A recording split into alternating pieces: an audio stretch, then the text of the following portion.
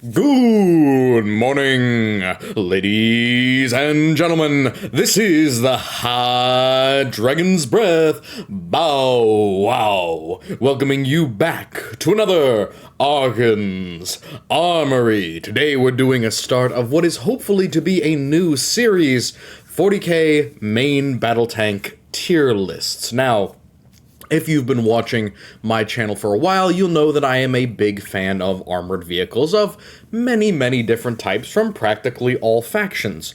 However, I've never really shared some of the intricate details and the more important parts of ranking these vehicles. Now, some initial things out of the way. This is not going to be our normal tier list where we kind of put one or two or another metric in and then count up numbers accordingly. This is going to be a far more detailed thing where we break down independent modules or parts of an armored vehicle, specifically main battle tanks in this case, but we may go on to self-propelled guns, anti-tank titans, etc. But we're going to break it down into high detail, or as detailed as I can possibly get, and then we're going to go into each of these aspects individually and use that to tally up the relative numbers. So like I said, this one is going to be facing main battle tanks. The other phrase for this is battle tanks, or just heavy tanks in general. However, again, not every faction has heavy tanks, and not every sub-faction has heavy tanks. So people who are part of factions that don't have a lot of heavy vehicles, or don't have a lot of ground vehicles in general, do not feel left out. This video might not feature your vehicle, but it will be in others. So, specifically, how are we rating these things? Because there are so many subcategories, these are only going to be rated out of 3. So it's going to be 1 to 3, no 0.5s, no zeros, and then a +1 for particularly standout stats. So the highest you can possibly get is a 4, and that is only applied to things that are very standout for the category, aka amongst all the other vehicles in the list, this is far superior to its peers, essentially, and it only gets a +1. So the first one is armor protection. Now, I do usually pick a baseline vehicle from which I compare things. That baseline vehicle will often be the best in class or the best in show. So it will be the vehicle that is representative of the main battle tank, in this case, as a type of vehicle. Obviously, in this case, it is the Leman Russ. So, armor protection-wise, how does it compare to the Leman Russ in terms of armor thickness? If it's a vehicle that doesn't use conventional armor, it will get a base standard rating, assuming that the equivalent protection is relative, aka if the vehicle is considered a main battle tank, but it doesn't use conventional armor, I will give it the benefit of the doubt and not say that the armor is inherently worse just because it's using an unconventional configuration. Basic armament, essentially this is the turreted weapon, this is the primary weapon. How does it measure up to the standard Leman Russ battle cannon? Secondary armament, essentially anything other than the primary armament. What is there? How does it match up against the Leman Russ? How does it match up against other similar vehicles in class? Optional variants, how many versions of the vehicle are there? And what can they do? Is there an anti-tank version? Is there an anti-infantry version? Are these modifications to the whole vehicle, or are they just modifications to the primary armament or to the secondary armament? Overall design choices, how far is it from a tank design? How radical do you get in the actual design metric for the vehicle? Does it use a standard chassis? Does it use a standard turret? Does it have a normal crew configuration? Or does it stray away from that? And the important thing with overall design choices, does that straying away, does that difference from our ideal of what a main battle tank should be, i.e. the Leman Russ, does that make it better or does it make it worse? The overall design choice is the only subjective metric in this list, and it really isn't that subjective, because of course you can point out where straying from design improves a design and where straying from a design is a detriment to the design overall. Relative cost, how much does the vehicle cost to make and maintain? This will also include rarity, so vehicles that are not really made anymore, vehicles that are not a general issue vehicle anymore, they're kind of hyper-specific, perhaps they're even relic vehicles. In the case of these main battle tanks, they won't be. And then finally, mobility. How does it move? How fast is it over terrain? Is it relatively acceptable over different difficult types of terrain? What might limit it, etc. And then finally, flexibility of the chassis. Can the vehicle, as it stands, or any of its variants, do the job of other types of vehicles? So as a main battle tank, can it also work as an anti-tank vehicle? Now, that's not to say that the primary armament can just be changed to anti-tank, but is there a variant of it, or a version of the chassis, that can be changed into an anti-tank vehicle? Then in addition to that, is there other versions of the vehicle that can do entirely different jobs, but are under the same heading? Now, this is a really important one to note because there are a lot of vehicles that feed off of the same primary chassis in 40K. For example, the Leman Russ, Chimera, and Rhino all have tanks, APCs, and self-propelled guns based off of them. But the difference is in the origin point. If you have a tank that was originally a Rhino, and it's been upgunned into a main battle tank, that will result in a poor flexibility of the chassis, because it means that that main battle tank cannot be changed or improved to be an APC. Rather, it was originally an APC, and it is now a battle tank. Kind of confusing there, but you'll see why I point that metric out, because it matters for a lot of these designs. Over-tooling, overweight designs, things that have too much bolted onto them, well, by removing things, you're essentially creating an entirely different class of vehicle, as opposed to a flexible chassis which can do different jobs. You'll also notice up in the left-hand corner, this is part of a mega slideshow, just part of a standard channel thing. I just want to mention that I am moving into a little bit of a different time in my personal life with my education, and I will be moving into a slightly different schedule of video upkeep. So this is the first of those videos. It may take a couple of days before other ones come in, but be aware, this mega slideshow is now going to contain 10 separate videos for the upcoming roughly month. And that is correct. That will even out about to maybe 1 to 2 videos a week. I'm sorry that I have to go to that schedule. I know that people are used to the fast uploads, but I'm going to do my absolute best to keep up with what I can do here, while also keeping myself solvent on the educational front. So, without further ado, and honestly with too much said, let's jump into the baseline, the Leman Russ. The most basic, and arguably one of the most representative, main battle tanks from 40K. Armor protection-wise, where I can get the millimeter thickness of armor, I will do so. The armor protection is a solid 3. It is the baseline. That is the assumption. 3 being a baseline, 2 being slightly worse, 1 being abysmal, and 4 being particularly good. So, armor protection-wise, the Russ has it all. On the turret, the upper front part of the turret, it's around 220 millimeters thick. Now, this is plasteel for 40K, but plasteel, as we've already gone over in the averages video, is just kind of a more flexible, more castable, manipulatable version of rolled homogeneous armor. It is fairly similar in terms of kinetic or energy resistance, and at 220 millimeters, it will be resisting a lot of the armor-piercing rounds available to basically any other faction. Its frontal hull, aka the curved and flat parts of the frontal Russ hull, are about 180 millimeters thick. This is still proof against most anti-tank weapons, especially at range. As a matter of fact, the Leman Russ's own gun would have a very difficult time penetrating its front upper hull without getting in very, very close range or using specialized ammunition. However, from the side, it is only 150 millimeters thick. This, again, being a baseline, the 150 mil, excuse the literal lightning blast that just happened outside of my window, my apologies. The storm will pass, I'm sure. But it's quite fitting for a tank video, isn't it? But from the side, 150 millimeters of that plasteel armor. Due to the fact that it's kind of an encased track system with the Leman Russ, this is split out, so there is a slight space in between that 150 millimeters, but that 150 millimeters is a minimum. It's essentially the flat armor rate of any portion of the tank on the side or rear.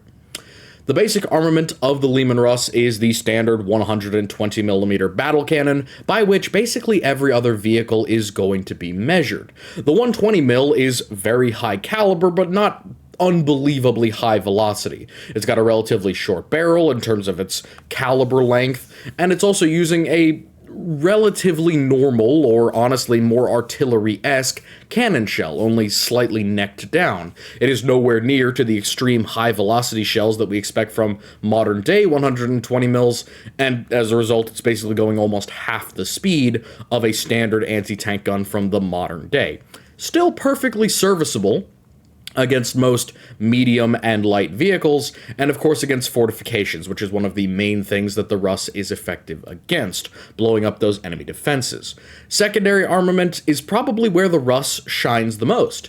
It has some of the most capable, most variety, and most deadly secondary weapons. It has 2 hull sponsons, a central hull weapon, and a pintle weapon, essentially a triple heavy weapon suite, and then a pintle. Now that pintle can either be a heavy stubber, a set of las guns, the officer's pistol, or a storm bolter or bolt gun. Any number of things can be attached to the pintle, but for the hull, you generally have a trio of options. You can either pick from anti-tank options, like plasma cannons or las cannons. Occasionally you can also get multi-meltas, but those are very, very short range. Definitely would have to be a specialized vehicle if you were to pick that. But the absolute bare standard is anti-infantry or anti-structure weapons. So for example, you have heavy bolters as a fairly standard equipment because it is effective against light, heavy infantry, and light vehicles, which the main cannon doesn't want to fire against.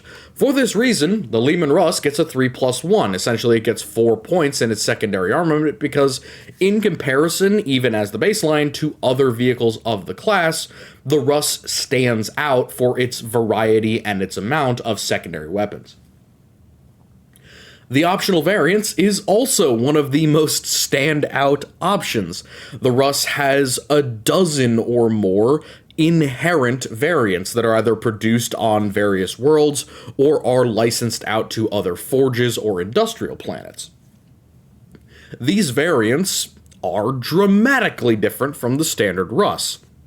Not only from the fact that they are using a standard STC to essentially produce an entirely new type of vehicle, and I do mean entirely new. If you change over the primary weapon of this vehicle to something like a Nova cannon or an Eradicator cannon, a plasma weapon or a heavy laser weapon, you are having to entirely retool the armored vehicle to produce energy weapon damage rather than producing kinetic weapon damage. So, in addition to the hull mounts, which of course can be quite various, the turret weapon itself, and by extension the entire design of the tank, has myriad permutations across the entirety of the industrial spectrum of the Imperium.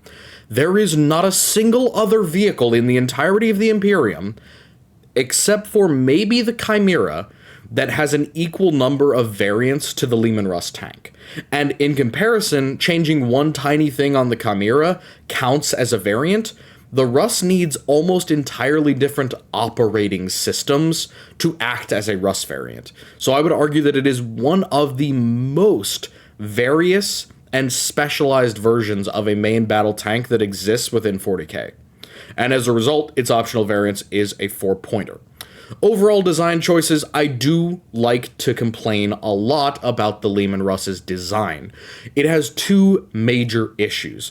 The first of which is the track alignment, and honestly the track organization overall. The mix of leaf springs and torsion bars, the mix of exposed springs, and also the thinness of the actual track itself can limit traditional mobility within armored vehicles. We know this from our own universe. There are plenty of limitations to having thin-tracked, high vehicles, but that leads into the second problem. The height of the Leman Russ. The fact that it is so tall off the ground, and as a result has many of the limitations of very tall, very tight vehicles, brings in 2 separate problems. The octagonal tracks and the mobility issues are an issue of their own, and I'll get to that in the mobility section, but the height is my biggest complaint with the design. The Leman Russ is very tall. It stands almost 3 times the height, or arguably 2.5 times the height, of a standard Imperial Guardsman, meaning that you can effectively see the Russ from not only a very long distance away, but having the Russ be hulled down or having it entrenched within a defensive position is far more difficult than with a more compact design. This does have the advantage of giving the Russ more variety of weapons and equipment, but it has the disadvantage of making it a bigger target. And the Russ is by no means invulnerable. It is certainly durable. It is a main battle tank, but there are weapons that can penetrate it from significant distances, including superior versions of its own gun, crack missiles and rockets, any number of personal anti-tank weapons from closer range, and of course, any number of Xenos abomination weapons that happen to exist on the same battlefield with it. The Leman Russ being so ubiquitous, it is an inherent flaw that it has this problem of being very tall and very visible. Now, that isn't saying that size is a bad thing. Size is never too terrible when it comes to a main battle tank. It has to be big, after all, in order to equip the sheer number of secondary weapons required to make it a main battle tank in 40k, but it is a recognizable flaw in the vehicle that requires accommodation, and as a result, I give it a 2 rather than a 3. Relative cost. Now, people are going to disagree with me, but you have to understand the context from which I'm coming at you when I say that the Leman Russ has a 4 in its relative cost. All that you need to produce the Leman Russ is steel and the basic design. Beyond the engine, effectively, there is nothing complicated about the Russ's standard design. It does not require any extremely complicated materials. It does not require much in terms of indigenous ingenuity to get running. All that you need is the materials and standard heavy weapons that are available anywhere within the Imperium, and you can equip a Leman Russ to its full complement. It doesn't have to be a particularly unique weapon system, for instance. As an example, if you were a standard Imperial world that was informed that you needed to make the Leman Russ as a result of some incoming conflict or some local need, and you were given the design, well, the initial thought is, how are we going to arm it? Very simply, you have many different guns that will fit inside of the Leman Russ. They could be a new variant. For example, if you had a short hive gun that was 132 millimeters, well, the Leman Russ's turret, the Demolisher version, fits something twice the size. It's certainly capable of accepting whatever gun you want to put in there as a primary weapon. What about the secondary weapons? We don't have anything complicated on our standard hive world. Well, do you have anti-aircraft defenses? Then you have autocannons. Autocannons can be stripped down, modified, and then implanted into the Leman Russ. And then there you go, you have not only created a Leman Russ on the cheap, you have now created, accidentally, a new variant of the Russ, with a short siege cannon, a Conqueror cannon, for instance, and 3 autocannons. Well, there you go, you've made a Leman Russ variant, and all that you really needed was the basic design and some extra heavy metal. As a result, it is practically unique in the sheer number and variety of worlds that can slap together these tanks, given the basic blueprint and perhaps some extra assistance from outside. One of the main complaints that I often have with the Russ is its electronic systems, and its engine will require export license. If you're not licensed from the Mechanicus to make these parts, usually under strict surveillance in many cases, they will have to be shipped in. If you are under siege or otherwise embattled with the enemies of the Imperium, that shipping of those equipment and those pieces might become quite difficult. But outside of that, outside of active war, you can tell almost anyone to make a Leman Russ, give them the basic blueprints, and they will 9 times out of 10 be able to do it if they have some level of industrial capacity and, of course, access to metal. Now, on to the 2 minor downsides of the Russ, all things considered. Mobility. I very often complain about the Russ's weight in comparison to the thinness of its track. Tracks in, for example, the modern day and the Second World War have gone through many iterations. Wide tracks, slack tracks, supported tracks, unsupported tracks, rubberized tracks, steel track, anything. Kettenrod, any number of versions of mechanized track that are designed to work with different types of substrate. The Leman Russ has to deal with all of these in addition to it being a relatively heavy vehicle, somewhere between 60 and 72 tons, depending upon the combat load. This means that the standard Leman Russ, the basic one without any modification or updates, has a big problem. It's heavy, it's wide, it has a powerful engine, but the tracks, and specifically the track width or the track lane that it has to go through that octagonal track, that track is thin, it is tight, it is focusing the weight of the vehicle into a relatively small area. Now, I don't know if you know a lot about Caterpillar tracks in general, but pushing a large amount of force onto a small amount of track area causes damage, not just to the track, but more importantly to the ground that you are going over. That may be fine 1 or 2 times, for example, if you're on the offensive, but if you're on the defensive, multiple companies of Leman Russes moving around the battlefield will rapidly destroy very important pieces of infrastructure, such as roads. They will be torn apart by metal tracks, or sections of field, which can be literally torn up by these thin tracks and turned into absolute mud pits. The Leman Russ itself has a fording issue. It has a problem with the fact that its thick, oversized track cowlings effectively can sink into the mud. And due to the way that its octagonal tracks work, while it can attempt to pull itself out, inherently it is at a disadvantage because of the width of its track. Now, obviously, the Imperium generally deals with this by having another vehicle pull out the first vehicle, but what if that's not an option? Recovery vehicles are not very common in the Imperium, and the engineering vehicles that do exist tend to be made from a lighter chassis, something like a Chimera, or possibly even smaller like a Centaur. Those vehicles can't manage the Leman Russ's 70 plus tons of battle-rattle, combat-ready weight, so some of these vehicles could easily ditch themselves. But again, I give it a 2. It has relatively acceptable margins of error in terms of tank design outside of that thin track issue, and there are ways that you could tweak the design to make that less of a problem, specifically by supporting the track more and providing it with Ostfront Ketten, or Ostfront tracks, essentially wider track extensions that assist the vehicle in moving further over poor terrain. Finally, and most importantly, arguably, the flexibility of the chassis. I give it a 2.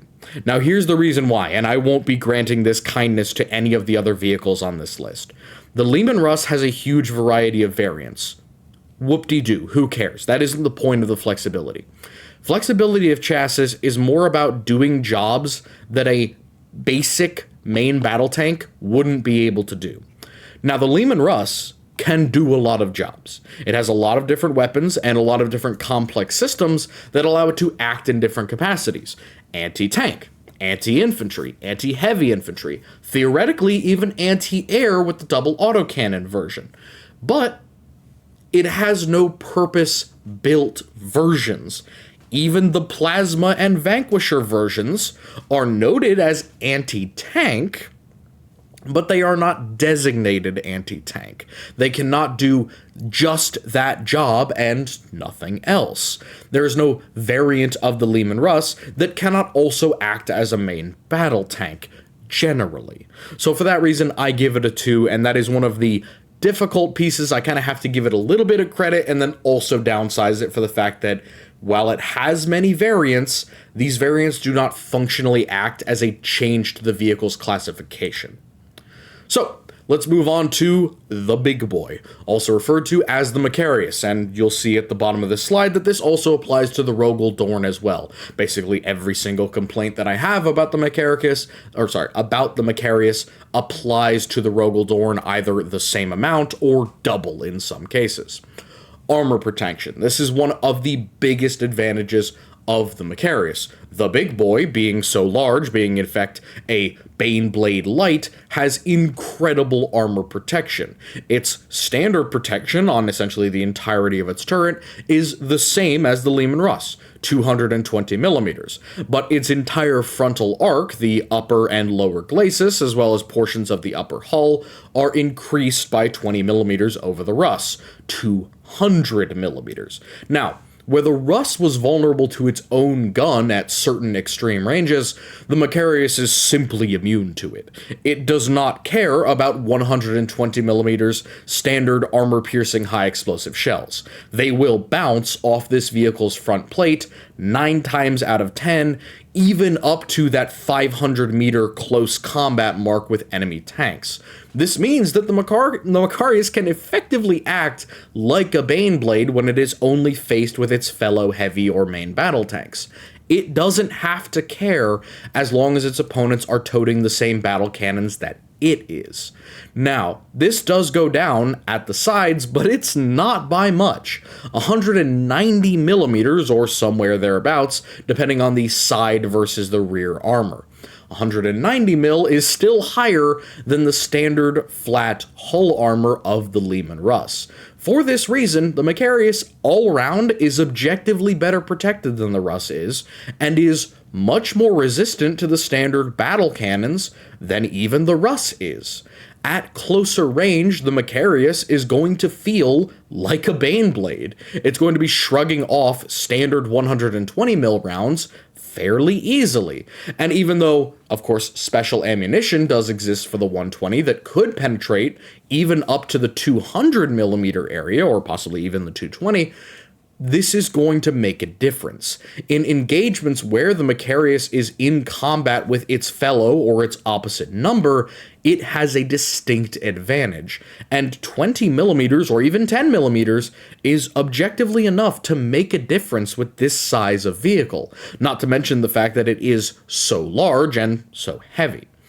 For that reason, it gets a 4 in the armor protection, and as you might expect, given the sheer size of this son of a bitch, it gets basic armament 4 as well, a massive bonus and upgrade in standard firepower over the Leman Russ. Effectively, its primary turret weapon is able to double up firepower over the Russ. Where the Russ has a single battle cannon, the Macharius has 2. Where the Vanquisher has a single Vanquisher cannon, the Macharius has 2. Now, I have always complained, and I will continue to vehemently complain, that having 2 cannons of high caliber next to each other, and in fact linked to one another in the same tank turret, is a bad idea. There are many reasons why you shouldn't do this. However, that often applies to lower caliber autocannon turrets that are close to each other and will affect one another with reverberating shots from the gun's muzzle. Essentially, the muzzle flash and the muzzle report from one gun will set off or will augment or negatively affect the other gun's next report. That is assuming that they are firing rapidly in sequence. The Macharius is not designed in that way, at least it is not effectively used in that way. Rather, the armament is doubled up, in effect, to give it a relative high rate of fire.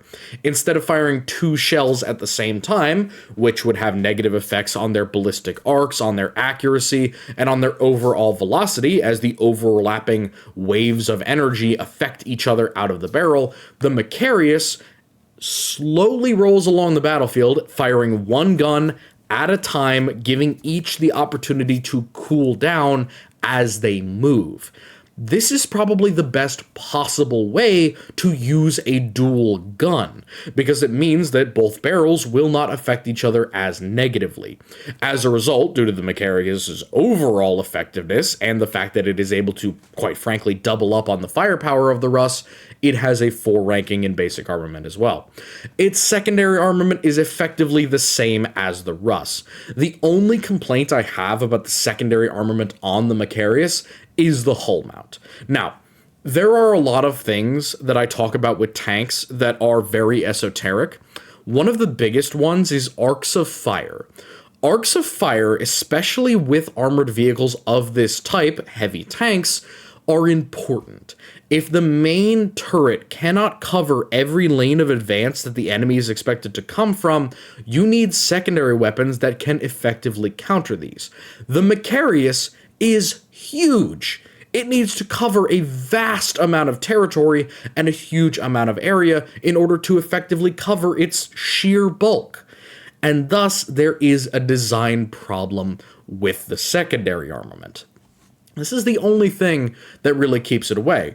It has an upgrade over the Russ. Great.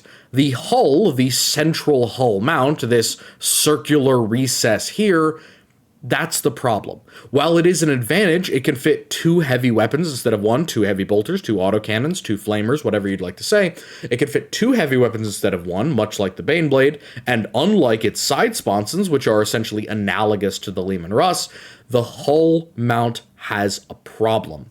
It is sunken. It is heavily sunken. It is practically 3 to 4 feet before the central or the frontal track axis or track line. This results in some serious issues for the Macharius.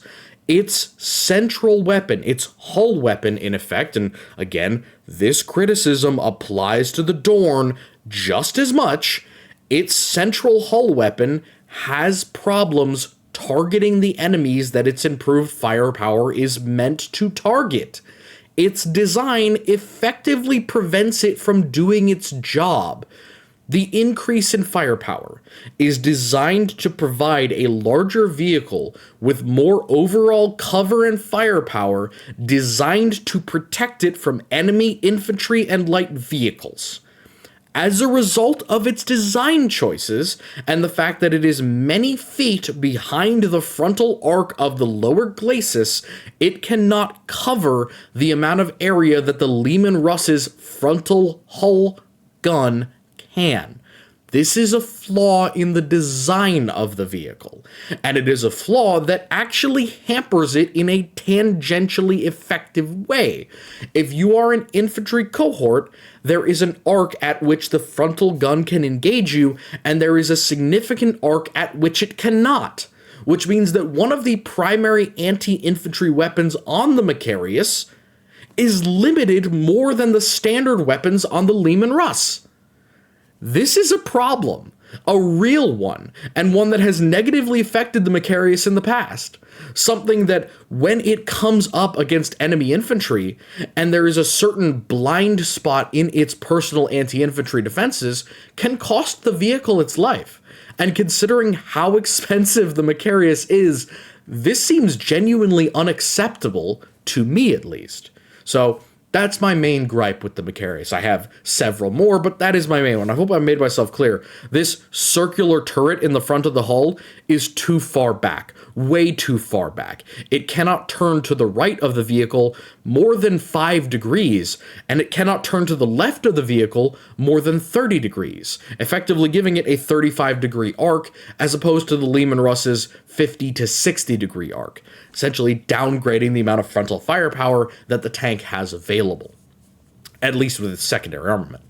Optional variants. Now, normally I would dock the Macharius points for only having 3 variants. Well, 4 variants, I guess. The main Macharius has 2 battle cannons. There is then a Vanquisher version down here on the side over here with 2 Vanquisher cannons. And then there's an anti-infantry version with 2 Avenger Mega Bolters. Well, essentially with a single Avenger Mega Bolter. And then there is a version with plasma. Fine. The reason that I give it a pass and give it an equality with the Leman Russ, or a relative equality with the Leman Russ as a score of 3, is because these vehicles do just barely cover all of the requirements that I have for variants. Does it have a standard version that works well against all enemies? Yes, the standard Macharius with 2 battle cannons. Fine. Does it have a designated anti-tank version that works at long range? Yes, it does. The Vanquisher version that has 2 Vanquisher cannons. Okay, fine. Does it have another version of anti-tank that can work against super heavies or against titans? The plasma version, yes, it does. Absolutely, that works. Does it have an anti-infantry version? Yes, it does. The Avenger Mega Bolter version. That means that just barely it fits that score, which is remarkable, by the way, for a vehicle that claims to be a light Baneblade. Considering the weight and the complexity of this design, it is actually quite shocking that they managed this many types and variants out of this design. So, Overall design choices, in my opinion, it has the same flaws as the Russ, magnified just slightly by its dramatically increased weight. Arguably, it weighs, full battle rattle of course, somewhere between 20 to 30%, or arguably even more than 30%, more than the Leman Russ. It has more armor, it has more size, it is significantly larger, it has twice the actual firepower, so you could argue that it is weighing up to 50% more if you wanted to go with the absolute heaviest field version.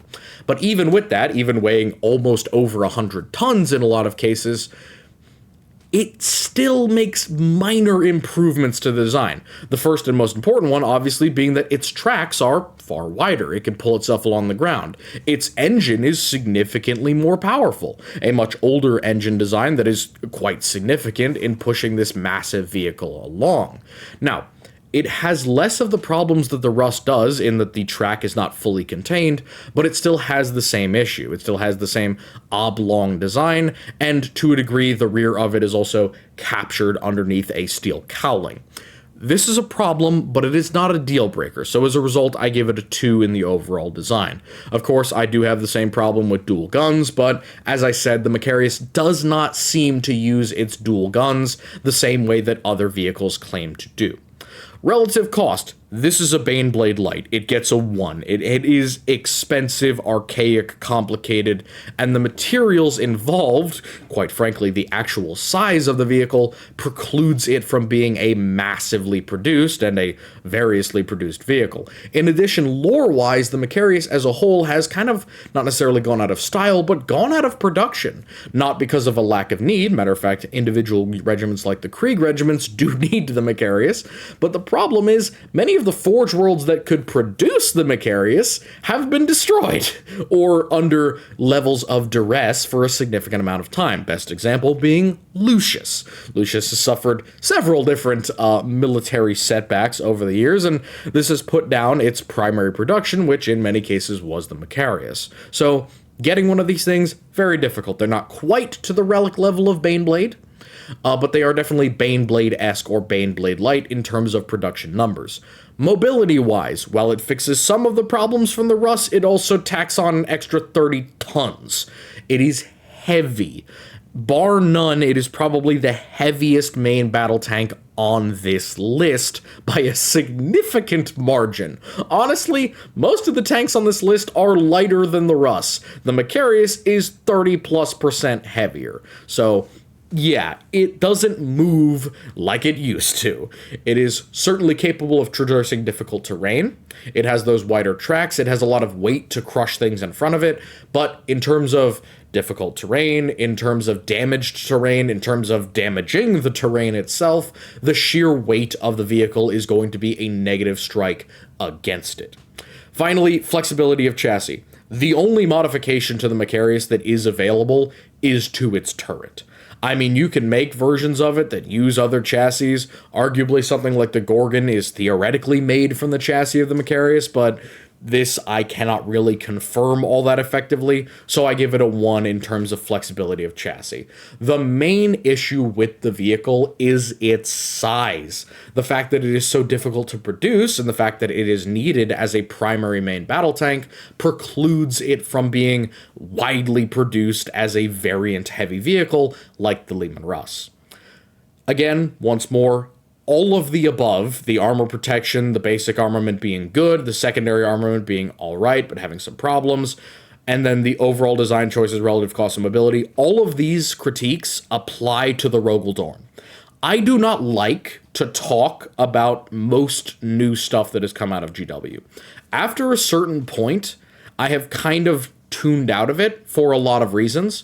One of the primary ones being that they do not seem to care about military realism whatsoever anymore. They are simply buying into whatever is currently popular or creating some sort of progress. One of my main problems with that is that 40k is a retrograde technological universe. It is supposed to be technologically regressive. Things are not supposed to look modern. They are not supposed to improve with time generally. They are supposed to be attempting to cobble together what one can create out of what one has had in the past. The Macharius is a good example of that. It is a dying breed of semi-super heavy vehicle, doing its best with what it has.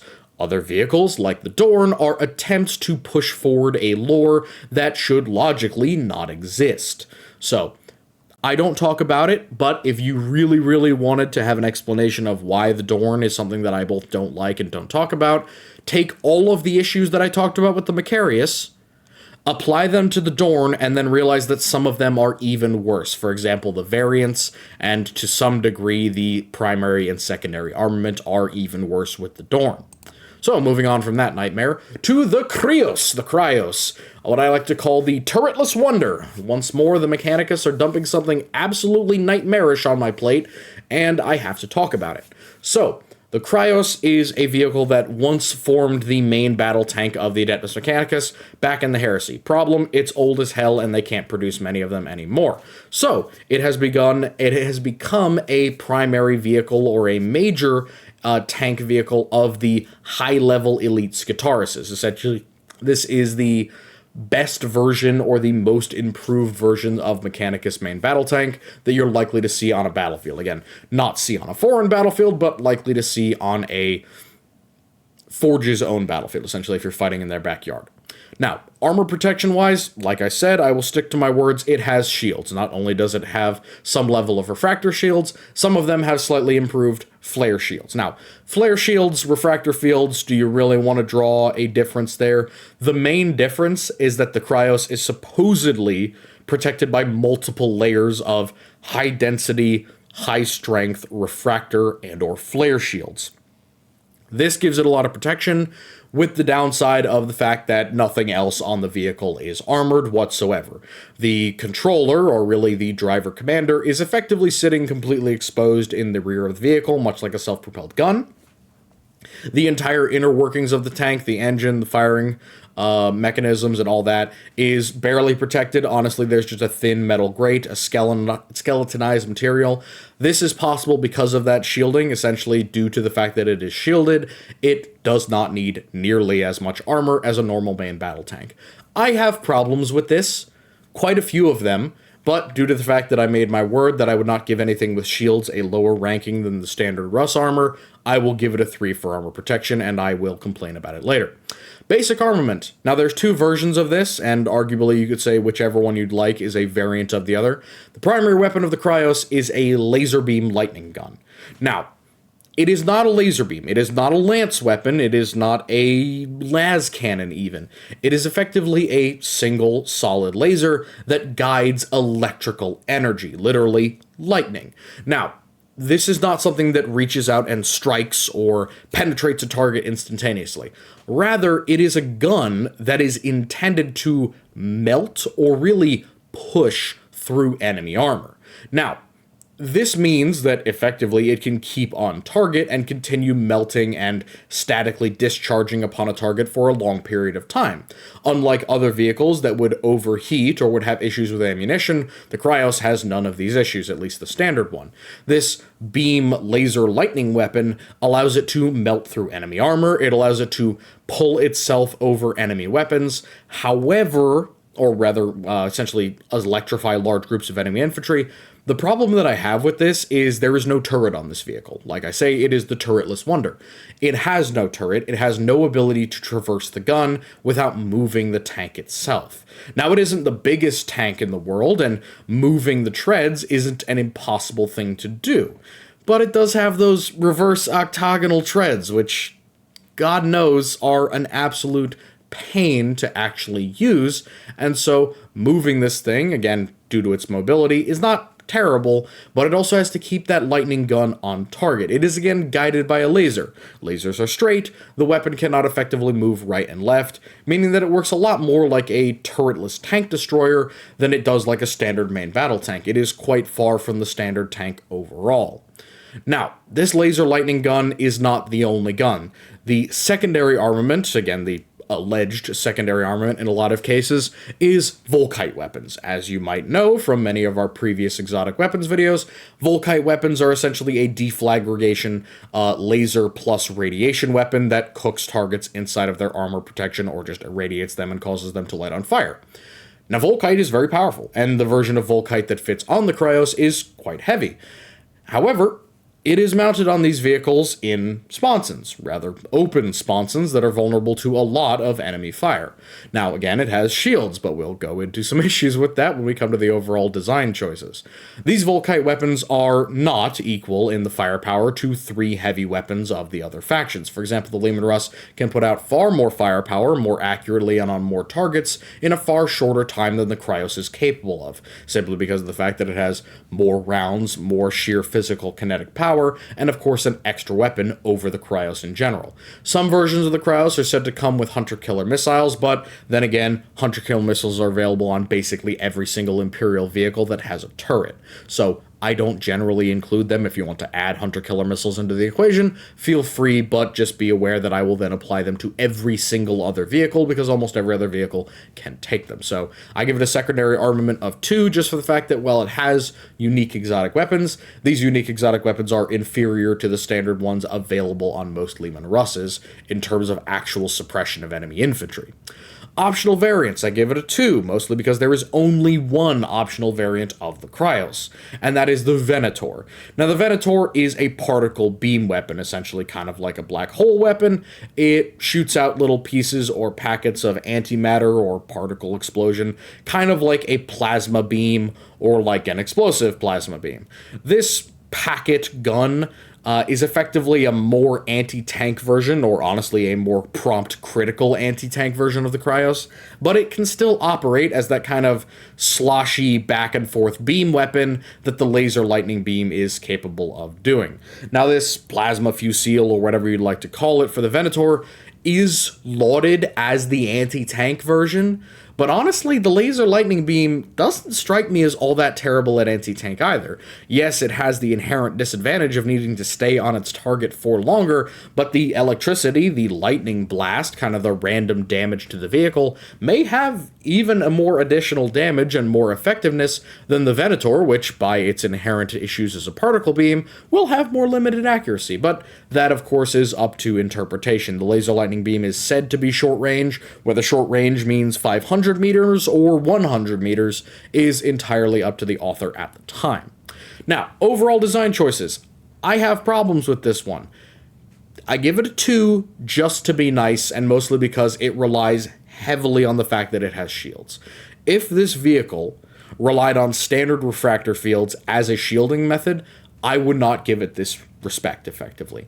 However, it does say layered shielding, assuming that that means multiple refractor fields and or flare fields. Refractor fields, as I've already gone over in the shields or fields video, come into being or appear around a vehicle or an object when danger is detected, or they are kept on permanently, similar to void shields. The problem is that they have an incredible energy cost. They are unbelievably expensive to make, and they are deadly difficult to run due to the amount of energy required to keep them on. And as a result, most of them are turned on or turned off based upon automatic systems that will activate them upon enemies firing at you. Effectively, it acts more like an active protection system, and it will protect you from more damage individually than layers of a void shield will. Now, void shields can get very powerful, but refractor fields at base, especially at the human level, are more capable of stopping a single really big hit. So, for example, where a void shield might have collapsed under a very strong single kinetic hit, a refractor field would be smashed, be broken, but it would remain for long enough to then collapse after the debris was gone, whereas the last layer of a multi-layered void shield might not have done so. So, my big problem with this then is refractor fields are generally less manipulable than void shields. You cannot flex them, you cannot change their origin point, you cannot as easily change how they come back and recycle onto the vehicle. Even with layers like this, void shields and refractor fields are different. Refractors you can get through with different types of weapons, including kinetic weapons. So my biggest complaint about this is it's open-topped. Even with a refractor field, the individual driving the vehicle is effectively only a single sniper rifle shot away from being killed. Now that assumes that the refractor fields are knocked out, but even not taking that, what about shrapnel? Yes, the refractor field can stop some of it, but what if it's landmines from within the vehicle's actual radius? What about a bouncing Betty that comes up underneath the vehicle itself? The refractor has to activate a certain distance away from the vehicle, which means that anything within that distance, or anything that is fired from within that distance, will effectively have direct and open access to the individual in charge of the vehicle. I don't want my main battle tank to essentially be completely negated by someone walking up close to it with a hand grenade and tossing it into the driver's lap. That is my main problem that I have with this, and I may be wrong, and of course, charging an enemy armored vehicle armed with Volkite is quite the ballsy maneuver, but what about from behind? What about coming at this thing with an anti-tank weapon from directly behind? Get within 10 or 15 feet of it, and you can open up right on the open cab of the vehicle, killing the driver and theoretically knocking out the vehicle with barely any actual effort. Now, of course, you could argue that that applies to most vehicles. The difference between them is that the Krios doesn't have any protections for the actual driver. Now, assuming that he even has a personal refractor field, there's still dangers inherent within that. Refractor fields are generally not kept on permanently. They're generally either activated like automatic shielding via a sensor system that detects incoming enemy fire, or they're activated by the person wearing them in some cases.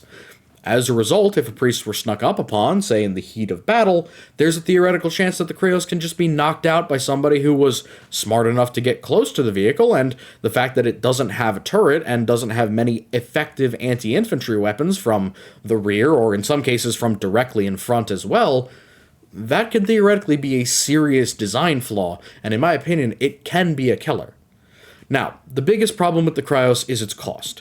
This thing is practically unique. The STCs required to make it are very, very difficult to find, and in some cases completely non-existent.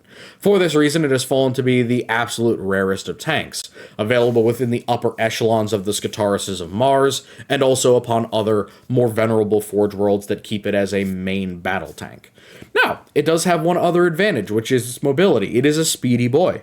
Doing away with the standard conventional armor of most main battle tanks, the Krios is able to outrun most of those things.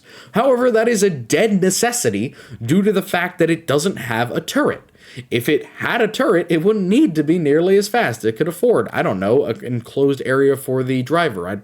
Look, I'm going to complain about that a lot, and yeah, I'm giving it some serious shit, because that is a problem design-wise, and I hate it. But the biggest problem that I have with the vehicle as a whole, other than the relative cost, is the result of that relative cost. It is fast. It is capable of dragging its gun very quickly. It's capable of re-engaging very quickly. However, it's not a light tank destroyer. It's not a light vehicle in any way. It's supposed to be a main battle tank. It needs to serve that role, and speed, while great, is not the only thing that a main battle tank requires. One of the other things is the ability to do other jobs than the one it is intended to do. Flexibility of the chassis is a 1. There is a single lone variant of the Krios, which is the Venator, and that effectively means that it can do no other jobs that the standard Krios or the Venator is not already capable of doing. It cannot serve in an anti-aircraft role very effectively because it does not have a turret. It cannot serve very effectively in the anti-tank role because neither of these vehicles are designated anti-tank. Now, can it knock out tanks? Yes. Can it be considered an anti-tank vehicle? Yes. But is there a version of the Krios which is a designated anti-tank vehicle that actually makes a difference to the chassis? No. The Venator does not count. The Venator is a rearming of the vehicle, the same way that a rearming of the Russ does not really count towards the flexibility of the chassis. Again, I'm not giving that pass that I gave to the Russ to every single vehicle because, quite frankly, the Russ is cheap to create and the Krios is impossible to create. So variants that are going to be good at different jobs are simply not available with this vehicle, for which reason I give it a 1. Now, on to a one that I bet people have not heard of, the AT-83 Brigand super tank. I like to refer to it as the off tank.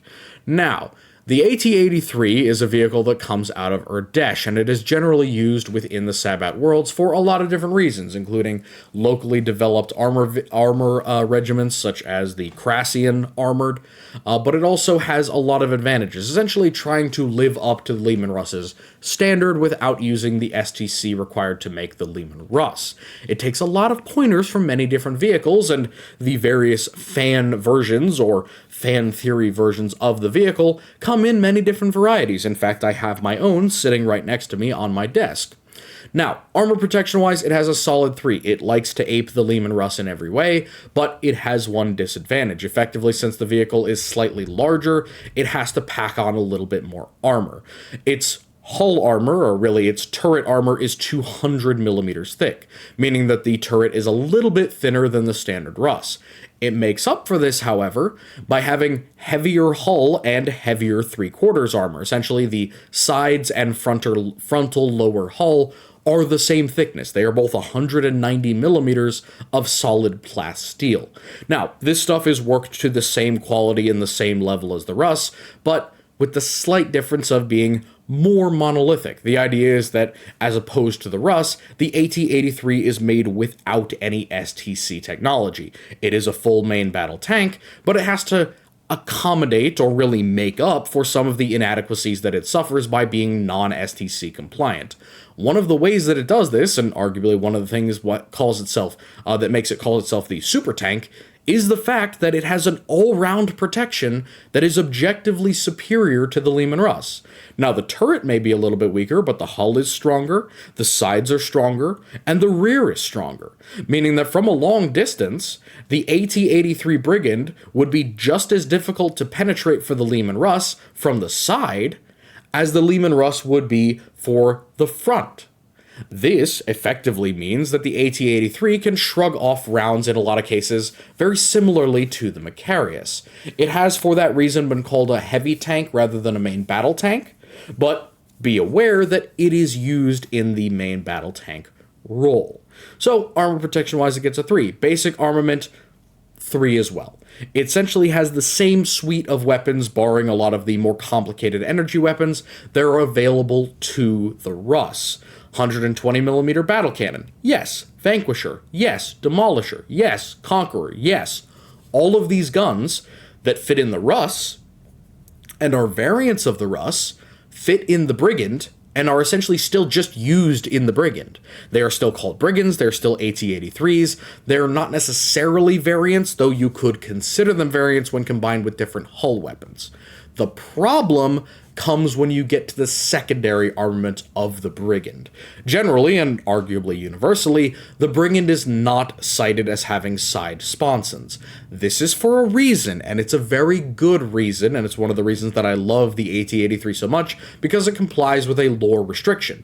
The Leman Russ gives up on some of its side armor so that it can have extra weaponry. The sponsons, the bulges, the weapons, the ammunition themselves add on as much weight as the 40mm difference between the AT-83 and the Russ's side armor would be equal to. As a result, erring on the side of not getting knocked out in the first place, the AT-83 has chosen to bulk up its side armor and drop the sponsons. Now, these sponsons do drop its actual firepower. It still has a pintle, it still has a hull mount, and the hull mount is arguably superior to both the Macharius and the Russ, but we'll get to that in a second. But the big issue with its secondary armament is that lack of side sponsons. It doesn't have those 90-degree to forward guns that can cover an arc out to the sides of the tank. Rather, it has to rely on allied infantry and its own hull weapons and its own turret to deal with those problems. What it does have, however, is a superior frontal mounting to either the Russ or the Macharius. Now, in a certain way, it is like the Macharius. It has a large, kind of circular, domed forward turret on the lower hull, where it is flat and then heavily up-armored, and it can have a much heavier weapon than the Russ. Either 2 standard heavy weapons like autocannons or multiple sets of heavy stubber pairs, or it can have a heavier anti-tank weapon like plasma, las cannon, whatever. Again, as the Brigand is being made on non-STC compliant Forge worlds and industrial worlds, the weapons that are actually equipped to it can be quite different. But due to the fact that it shares the hull mounting with the Macharius, but it shares the arc, the frontal arc of the Russ, that Macharius mounting being far more forward, being far more able to angle itself, essentially equaling or being very, very close to the 65 to 70 degree range, which is very similar to the Russ, if not superior to it in some cases, means that it can bring that heavy frontal firepower to bear in a more effective way than the Macharius is able to. It is not recessed, it is not limited by the tracks, because of course the tracks are smaller, lower, further back, the hull is further forward. Different interpretations of the vehicle, of course, do make a difference. My personal preference is a similar turret to this one up here, of course with a Vanquisher cannon in this case, and then a similar hull configuration here. So a wider, flatter tank, wider, flatter turret, very similar to the Macharius from the top down or the neck down, and then very similar to a widened out version of the Russ on the top up. This very, very much apes a lot of other vehicles, and that is a result of the non-STC nature of the Brigand overall. So I give the secondary armament a 2. It has a superior hull mount, but fewer guns overall. But, of course, that hull mount is superior to the standard hull mount of the Russ. It has both more range, more different weapons that can be put within it because of its size, and also more of an arc on occasion, just depending upon the variant of the vehicle that you're talking about. Optional variants. Now, turret and hull-wise, again, because it has more options for that hull gun, because it can put more firepower in there, and also due to the fact that it has the same type of turret as the Russ, and can take an equal number of guns, its optional variants are a solid 3. It can effectively mirror the Russ, shot for shot, with whatever weapon it wants to deploy at the current moment. This gives it a significant advantage over lots of other trader armor. Many other trader vehicles are cobbled together light and medium tanks designed to ape the Russ in some way. The AT-83 Brigand is a direct competitor with the Leman Russ. It matches it in its variance, it matches it in its firepower, it matches it in anti-tank capability, it matches it in electronics, suspension, and in its overall armor profile, and in some cases it is drastically superior to the Russ in its armor profile, especially on the side. So, optional hull variants is a solid 3. Overall design choices. One of the big issues that I have with the AT-83 is its relative cost to design. The increased armor and the increased time needed for production due to being a non-STC compliant design, while it has the advantage of making it even more ubiquitous and capable of being produced than the Russ, it also makes it more difficult to produce than the Russ. It makes it a little bit tougher for the average world to just make brigands. While not impossible, it is definitely more difficult. So that's my main problem. Again, the overall canon artwork and details for the brigand are dramatically unclear and in many cases contradictory. So I cannot pass judgment on it now, so consider that too a placeholder for the design choices. Relative cost. I give it a 2. Now, while the vehicle itself is made of the same materials as the Russ, perhaps just, 10 or 15% times, or 10 or 15% heavier, it has an issue, at least within its production area. It is the heaviest amongst all of the vehicles available for production within the area of its employment. So it is essentially, amongst other light vehicles, the heaviest option, which means that it is going to be more costly. If you're going to compare as a force, whether you want 2 light or medium tanks or one singular brigand, you have to bring into your mentality what's going to cost more, what's harder to provide for, what's harder to maintain, and what's going to be more costly if I lose it. And in that case, the AT-83 Brigand is a big investment.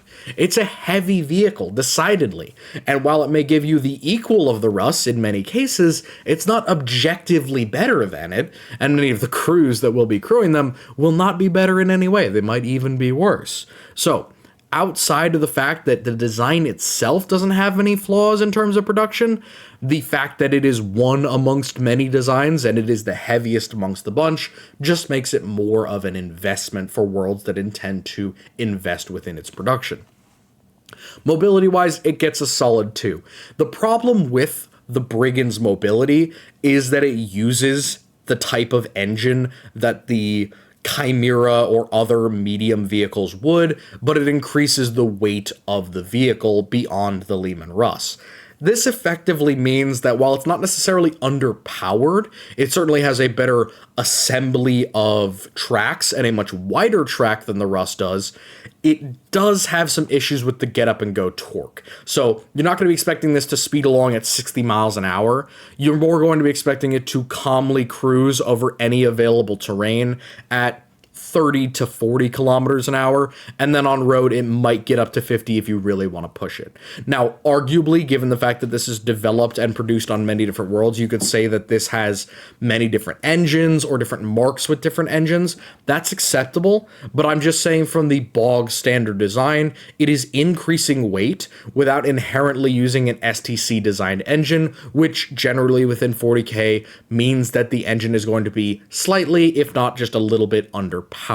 So mobility of 2 just for the increase of weight and the slight problem of its theoretical engine assembly. Flexibility of chassis. This is the real problem that comes in with the AT-83. It would be great for variants. It has many opportunities to have variants. It's a heavy, powerful chassis, probably couldn't accept much more weight than the AT-83 already has, but even with that, removing the turret and replacing it with artillery, anti-aircraft, whatever you'd like, it is possible, but it just isn't done. And the reason for that is that it's too valuable of a tank to waste. Again, when this is in use by the Blood Pact, by Chaos Forces, or even by the Urdeshi Stormtroops, the AT-83 is costly. It's expensive. It can't be wasted on other duties. It needs to be doing main battle tank things because supplies of Leman Russes and supplies of anti-tank vehicles are simply not available. You need to have this vehicle, this gun wagon, essentially doing things that only a main battle tank can do. Your light and medium vehicles can't achieve the same level of battlefield shock and effect that the Brigand really can offer, which means that while it could theoretically gain versions and variants, it doesn't because it is too valuable, too expensive to be wasted on a non-main battle tank role, so I give it a 1. Now, the Predator tank, essentially what I just call the turreted Rhino. This one is a frickin' mess, and the lore for it is a nightmare. I have done my best, but you have to understand, this is inconsistent, and it really is bad. Like, I would give this a much worse bet if I wasn't being nice right now. I give it an armor protection of 2. The line of sight thickness of the Predator's armor is 65 millimeters. Here's how they justify that not being terrible.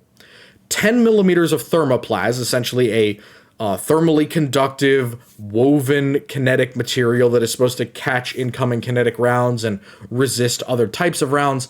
That is at the rear of the vehicle, similar to a heavy spall liner built into essentially into different types of composite armor.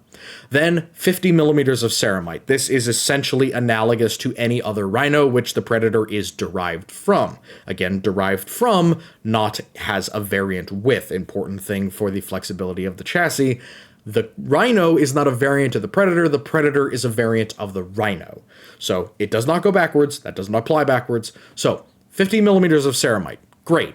That does great against energy damage. 10 millimeters of thermoplast, okay, fine. It'll catch some kinetic rounds that penetrate the armor, and it will resist shock, spall, and penetration just fine.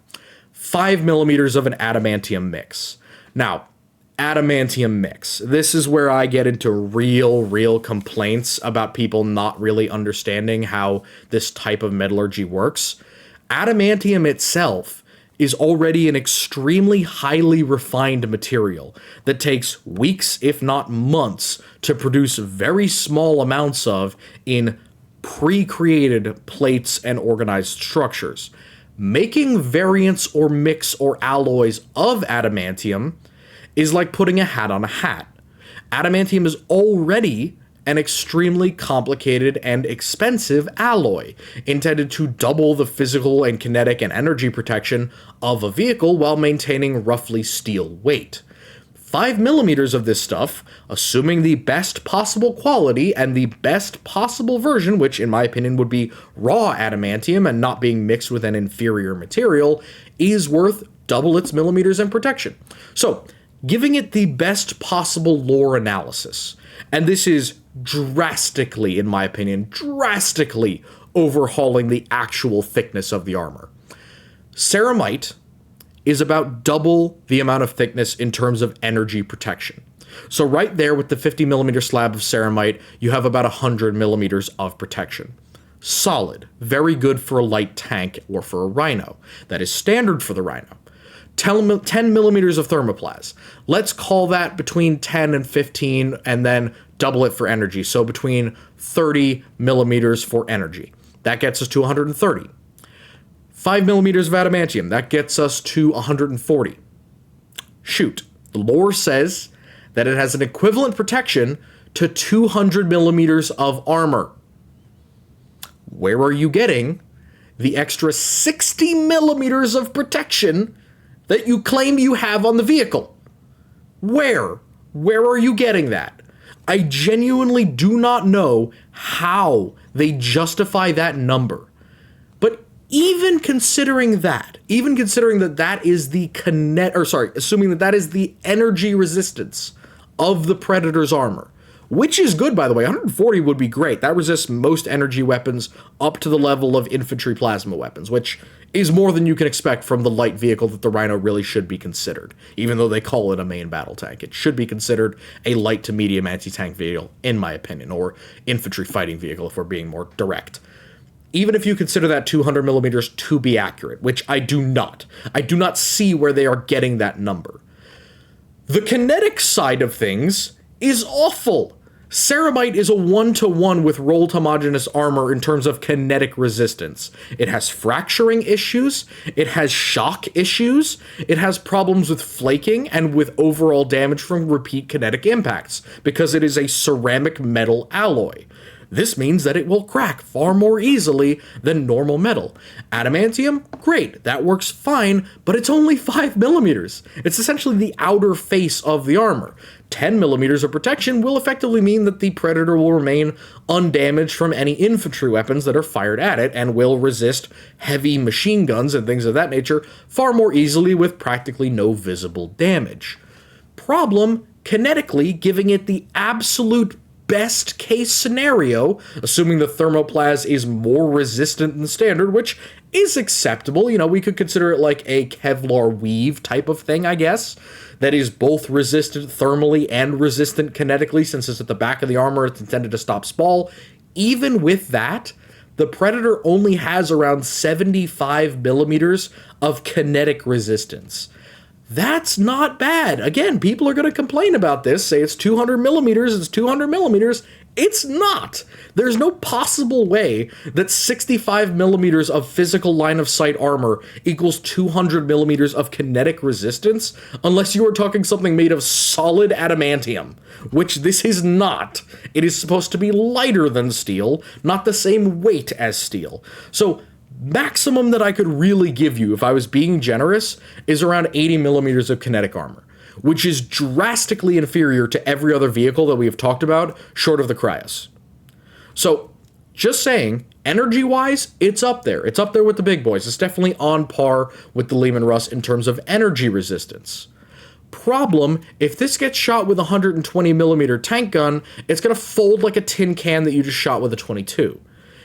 It's not going to resist standard tank guns of any kind, and heavy autocannons will probably be able to chew through the damn thing because its kinetic composite armor relies upon this thick plate of ceramite that is 2 inches thick and is likely going to crack under repeat stresses and contacts. So, just to make it aware, the Predator tank is far more energy resistant than it is kinetically resistant. So, as a tank, you need to be aware that anything that isn't shooting lasers, beams, jets of molten metal, that's more of a threat to you. Anything that isn't shooting those energy-based weapons is more of a threat to you. So, getting over my main complaint with the Predator, let's go to the positives of the vehicle. Its primary armament and its secondary armament are both Mwah, chef's kiss. Gorgeous. The vehicle is very, very offensively oriented, if I'm being honest. It is intended to knock out enemy targets before it can target them. Good. I like that mentality when you have this little kinetic armor.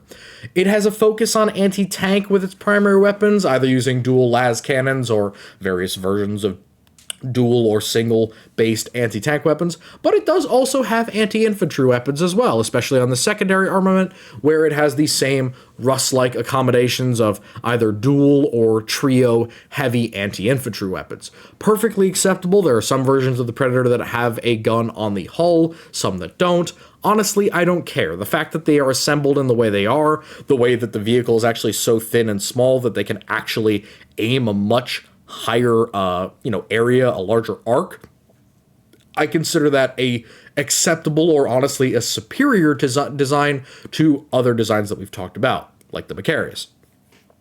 Now, the problem comes in with the optional variants. The turret can be modified, and this is great. You could have anti-infantry versions. You could theoretically have anti-tank versions of various kinds. Again, like, a lot of things are, yes, it's like default anti-everything, but also it's kind of more anti-tank. 2 las cannons can destroy light, medium vehicles and enemy defenses, but they would be much better when fired against enemy tanks. So, in that way, yes, it has multiple different good things. The problem comes in the limiting area of the chassis. The design of the Predator tank, the idea that it is a turreted Rhino, effectively limits where you can actually mount weapons and how big those weapons can be. The turret cannot sustain large, high-caliber kinetic weapons, which is why it relies on many of its anti-tank weapons being energy-based. Because the vehicle is far lighter, because its turret is far smaller, far more squat, and far more flat, while it assists in its actual design cases, it has the issue of not being able to mount those far heavier kinetic weapons that might be able to counter, other vehicles like itself. So where a Predator with 2 las cannons would not be able to kill itself at medium to long range, a Predator that was somehow fitted with a 120mm anti-tank gun could kill the other Predator. So just a thing to consider is that there are limits to the chassis and especially to the tight configuration of the turret. You also have to remember that while it looks big, it has to fit fully armored Space Marines inside of it. So really, you're not looking at nearly as much elbow room within this vehicle as you might expect. So, overall design choices. It has the same issues, in my opinion, as the Rhino. It's flat, it's featureless, it has problems with vision, it has problems with exhaust, it has problems with its tracks, with the width of its tracks. The main saving grace of the Rhino is that it is disgustingly fast. It is incredibly quick, its engine is remarkably powerful, and it can throw itself over the field at a unbelievable rate in terms of a main battle tank, and that also comes in with its mobility as well, which of course is the Rhino's best trait. Now, I've put the relative cost at a 3 as opposed to the overall design choices at a 2. I put the relative cost as a 3 because Marines already have access to Rhinos, and they have access to tech Marines and specialty weapons. There will be other vehicles, like the Castigator tank, that, while the Sisters have access to the Rhino, the basic chassis of the vehicle that they are intending to create, they do not have nearly as much access to the technical skill or the anti-tank heavy weapons that are available within their main battle tank. So for that reason, the Predator gets a much higher availability or relative cost value in comparison to the Castigator because its weapons are cheaper, more widely available to the force that's using it, and of course it is built off of an easily available chassis that could then be pretty easily modified into a Predator in general. Mobility, of course, it gets a 4. It's the best part of the Predator, is that it is incredibly fast, remarkably light, and quite capable of traversing difficult terrain, not because of its actual design, but rather because of the fact that it is disgustingly overtooled, and it is just absolutely zooming away over the battlefield at a high rate of speed. Flexibility of chassis. This is one of the biggest issues with the Predator as well, other than the armor, obviously. It kind of has one job. Maybe, depending on how you interpret things. Now, one job. What is that? Anti-tank? Not necessarily. Being a main battle tank? Kinda. It's got a weird hybrid role going on. But yeah, it's supposed to be a main battle tank. It is supposed to be both armor and anti-tank, and theoretically anti-infantry and anti-structure as well. Problem: you're running into a wall. You're running into a weight wall with the Predator. The Predator is already far heavier than the Rhino. The Rhino is very light and incredibly fast, and that is one of the big advantages of it. The Predator is still fast, especially because it doesn't use very heavy kinetic weapons in its turret. It uses light energy weapons that don't require nearly as much ammunition, breach size, or weight in comparison to kinetic weapons. But if you were to replace those energy weapons and that very small, very, pizza-like turret with a large, heavy, high-caliber anti-tank gun, or a complicated and expensive anti-aircraft system, you're running into the limitations of the actual chassis. And that's not the chassis of the Predator, it's the chassis of the Rhino. If you were to increase the weight dramatically, I mean, it's only a minor increase in the actual weight of the armor, but if you were to increase the weight dramatically on top of that, again, taking the Predator and making a variant of the Predator that was far heavier, rather than taking a Rhino and making a variant of the Rhino that was much heavier, you're going to run into the physical limitations of the chassis, and you will eventually start to suffer significantly in the mobility, and also theoretically in the size of the secondary armament that you have available. Those two things being the primary advantages of the Predator, it makes a lot of sense why there are not many massively different versions of vehicles that use the Predator rather than the Rhino as their standard chassis. Now, moving on to the vehicle that I really love to lambast, just kidding, I like to lambast all of these vehicles, the Castigator tank, also known as the Predator with severe anger issues and a lot of insecurity. I'm not gonna lie, this tank reeks of insecurity. I'm not salty because I had to put one of these things together, but yeah, it's the Predator with anger issues for sure. Armor protection, 2. It's assumed, mind you, because there is no actual detail as far as I could find on the actual thickness of the Castigator's armor, it is assumed by me that this has the same armor as the Predator, just slightly thickened with other materials, namely ceramite. Essentially, it has a lot of sections and cutout pieces, and the mantlet, of course, which are either clearly blackened metal, or they are blocks of ceramite cut into place to fit the new and enhanced kind of profile of the vehicle. With that said, it likely suffers the same exact problems as the Predator, which is that same issue of how much of the vehicle is able to resist against kinetic damage versus against energy damage. However, it has far further problems, which we will go into. The basic armament and the secondary armament are once more absolutely lovely highlights. The basic armament, however, only includes 2 variants, and they are both kinetic. Again, a difference from the Predator that is notable for the fact that it is going to slow this tank down quite dramatically by the increase in weight. The first one is a 90mm cannon. The Castigator cannon is large for this type of vehicle. There's a reason why cannons like this are not generally put on these light Rhino-type vehicles, especially when there's extra weight involved, which is what the Castigator has.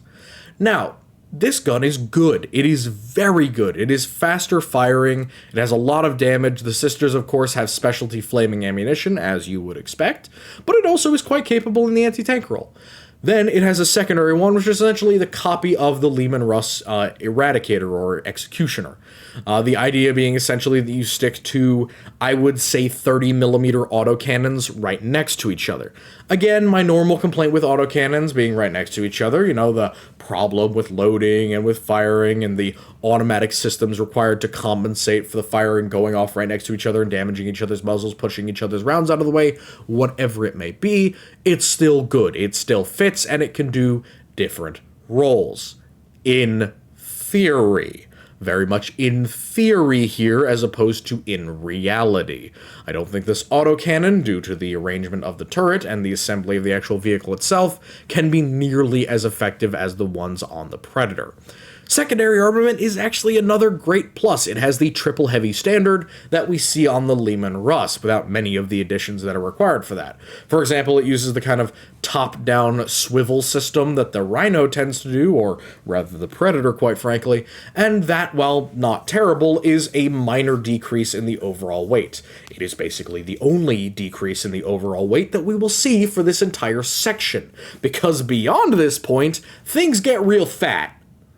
Secondary armament as well, of course, it does have the ability to use a Stormbolter, which is nice, and I do like Stormbolters on these types of tanks.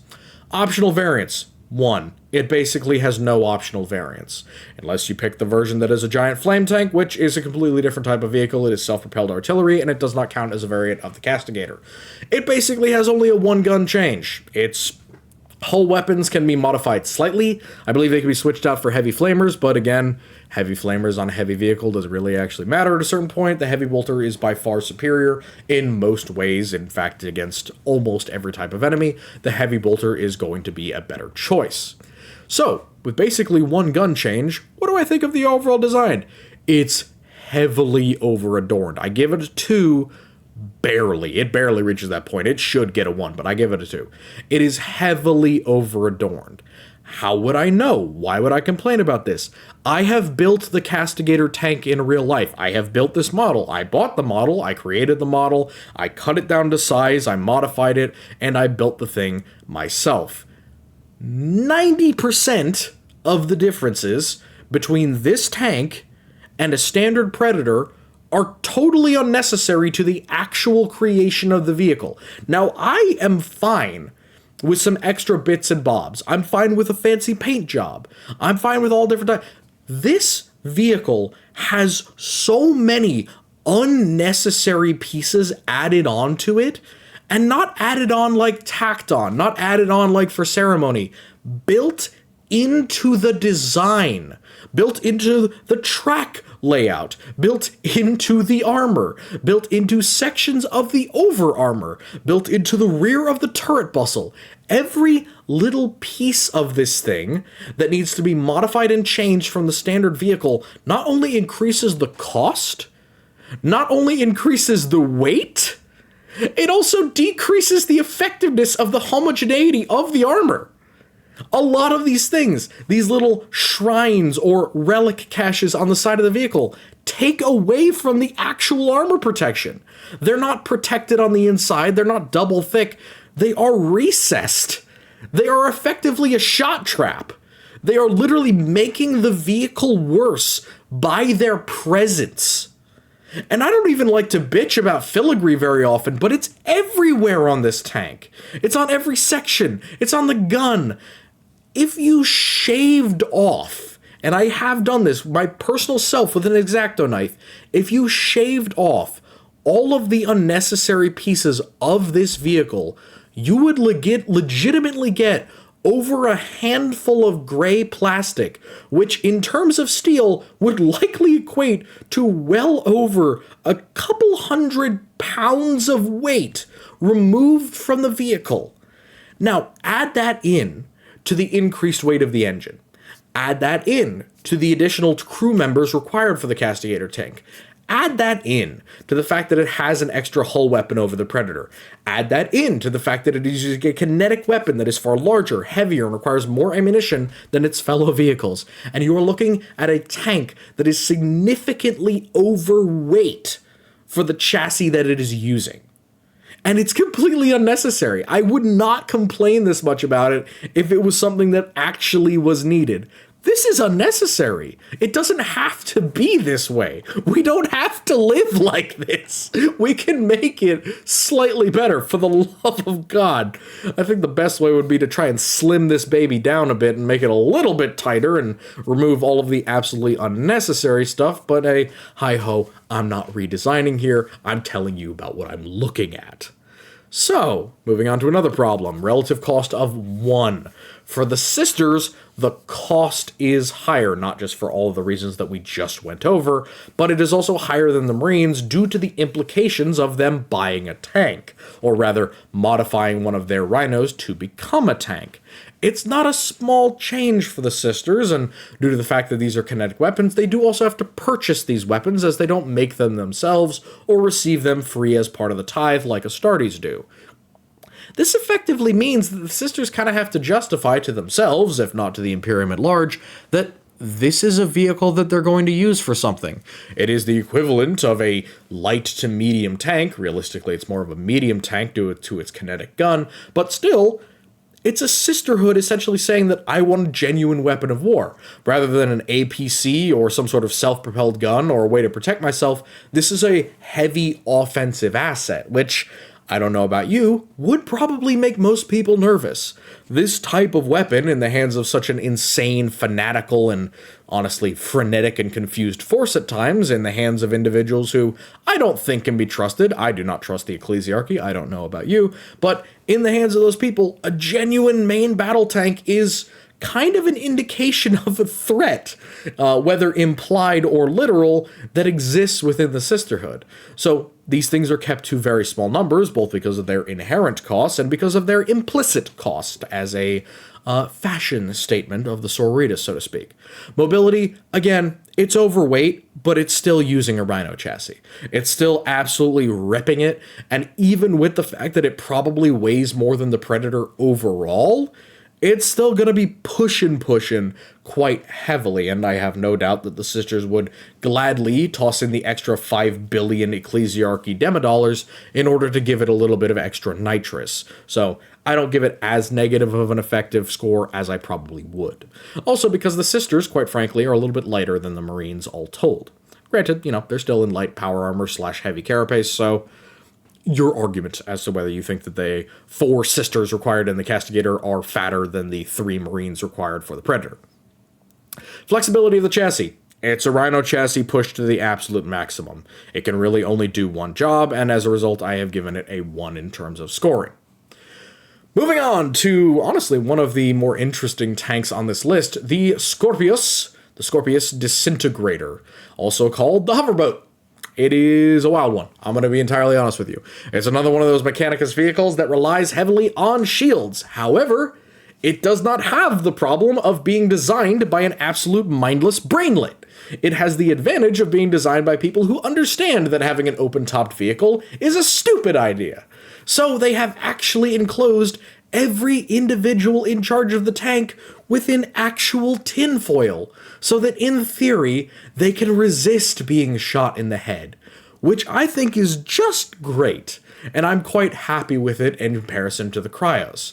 Now, these shields are quite effective. Again, it is the refractor fields that are available to these vehicles that the Mechanicus often have. Quite effective at taking a large amount of damage, and in some cases having multiple different generators and allowing them to activate in sequence.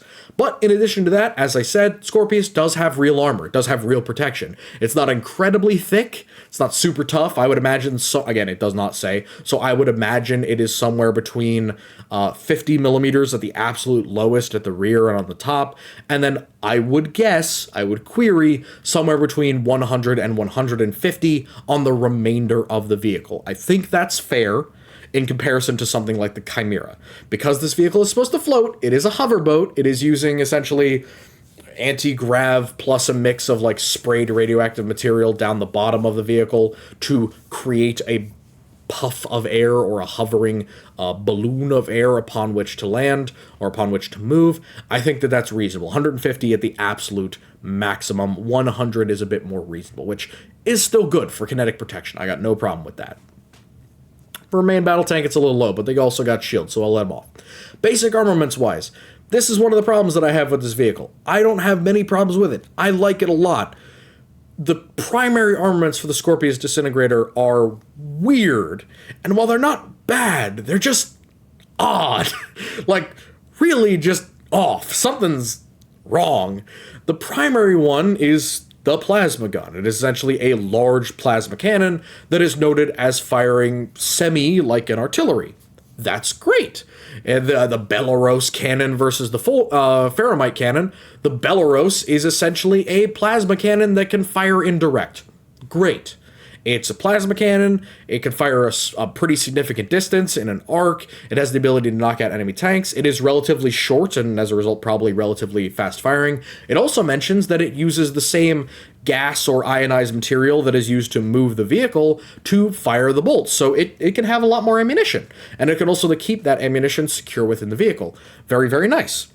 Problem, it's a primary plasma weapon that is basically about the size of a normal plasma cannon. So theoretically, the primary weapon on the Scorpius Disintegrator is the same as any number of the secondary weapons on many of the vehicles that we've already talked about.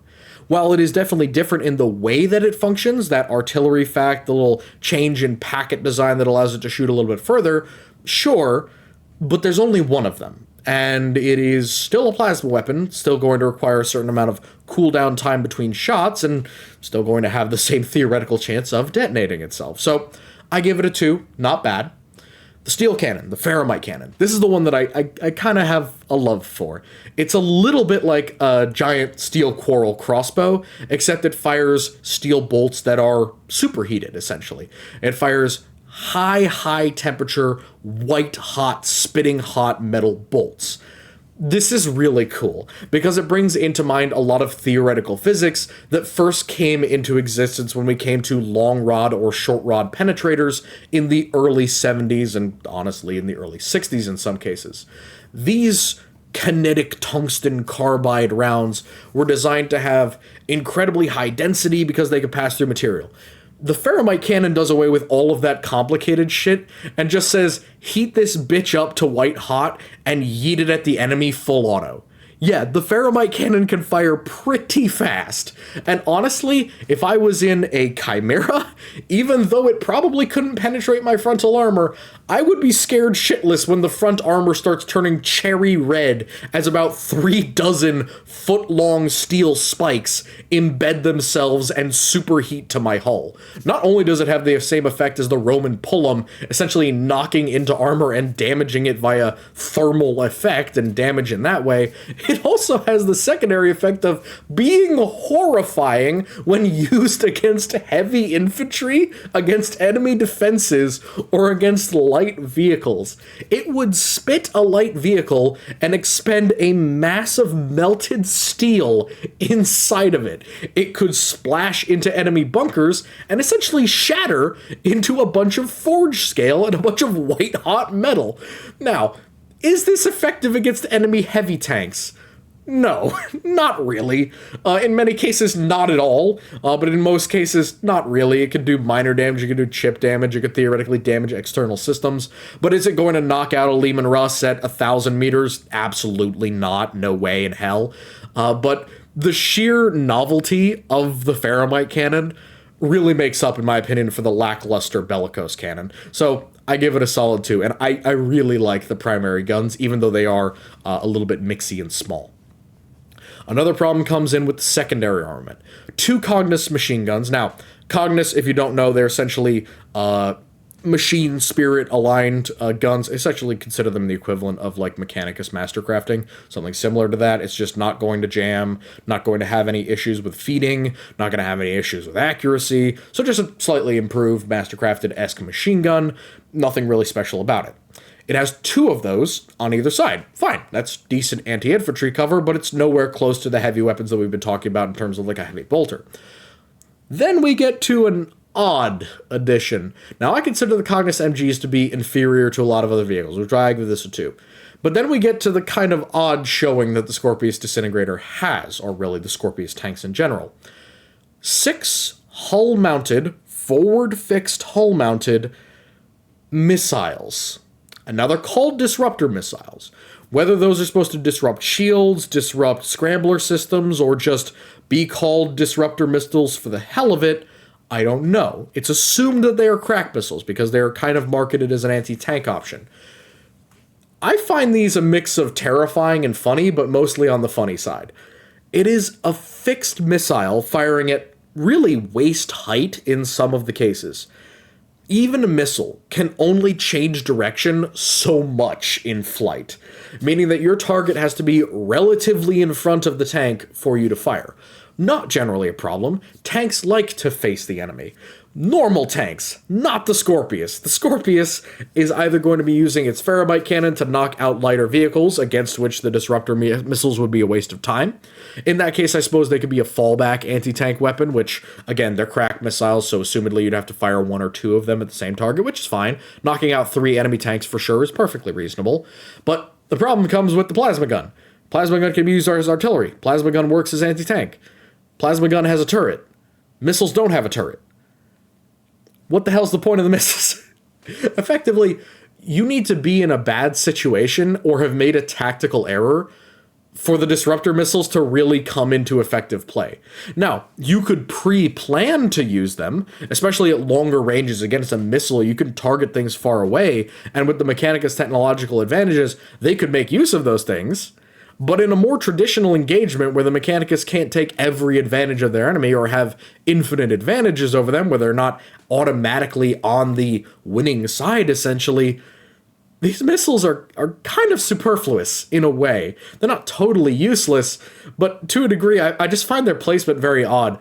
If I were to redesign it, I would say that putting them on the rear of the vehicle in either a pair of like angled turrets, kind of like chaff launchers, or on a straight up and down like a cell system would be slightly better. But that's just a nitpick. I'm sure there's different arguments as to why that would be a great thing.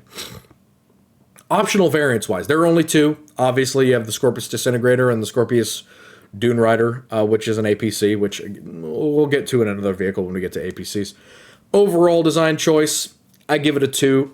The hoverboat aspect of it is cool, but I find some problems with the lore, especially in how they describe it. They don't seem to be consistent about whether it's anti-grav or some sort of radial gas expansion that it goes on, much like an actual hovercraft. So for that reason, because it doesn't seem to make up its darn mind about that, I give it a 2. Relative cost, it's a 3. This is the only Mechanicus tank, and I mean real tank, real main battle tank, that is actually affordable. None of the other ones can be given out to just every old Forge World or available to any old group of Scutari.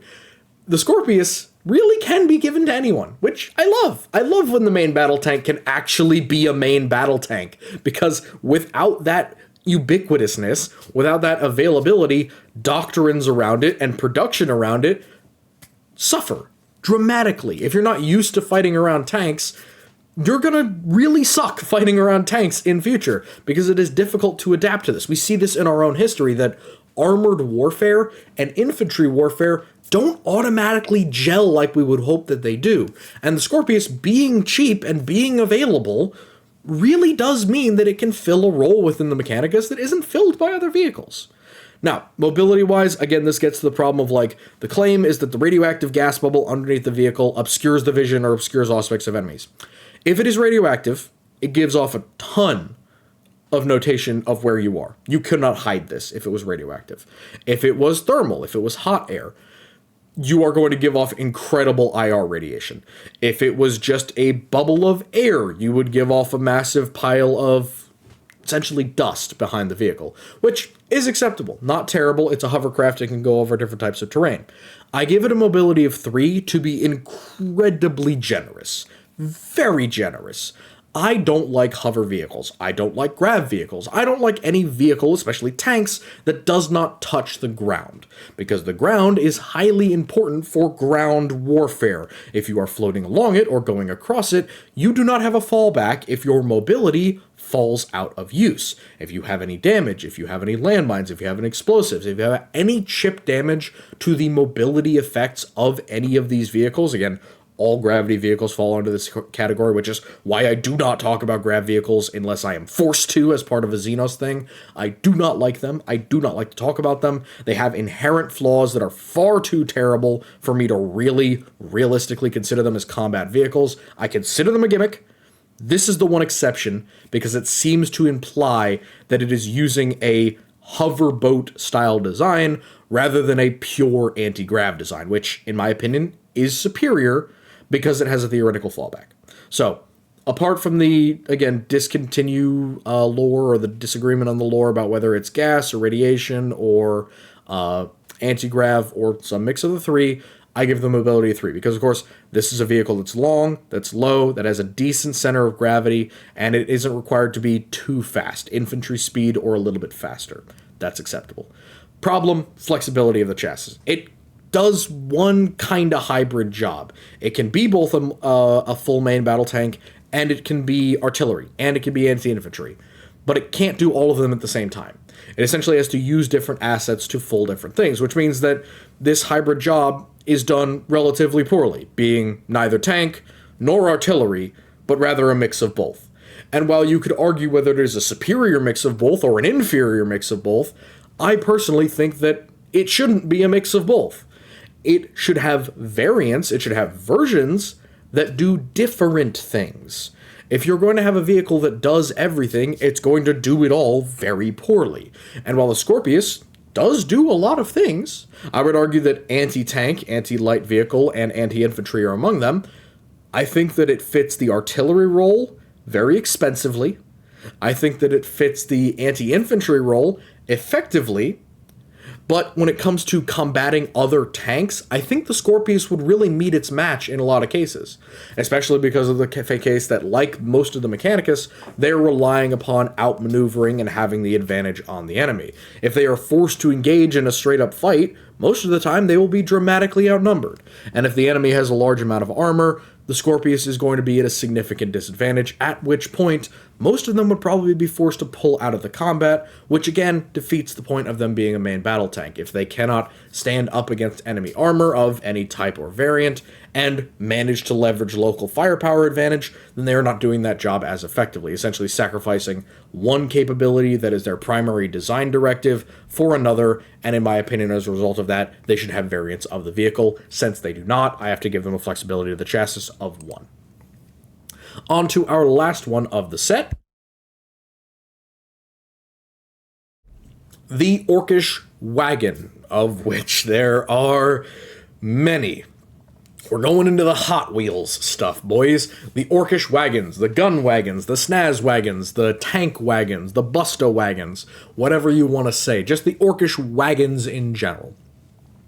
Armor protection of 1. Anyone who is aware of the orcs knows that Orcish armor is much more scrap metal, layered over angle iron and steel, than it is actual armor. There is barely any to no heat treating. There is inconsistent riveting. There is absolutely no concern for the consistency or the uniform thickness of the protection. All they care about is that at least 1 or 2 of the actual pieces of the armor is dummy thick. So, while in some places it will be acceptably armored for a real tank, in a vast majority of places it will be dramatically inferior to practically non-existent. So I give it a 1 in armor protection. Let's go up the slide to basic armament. I give it a 2.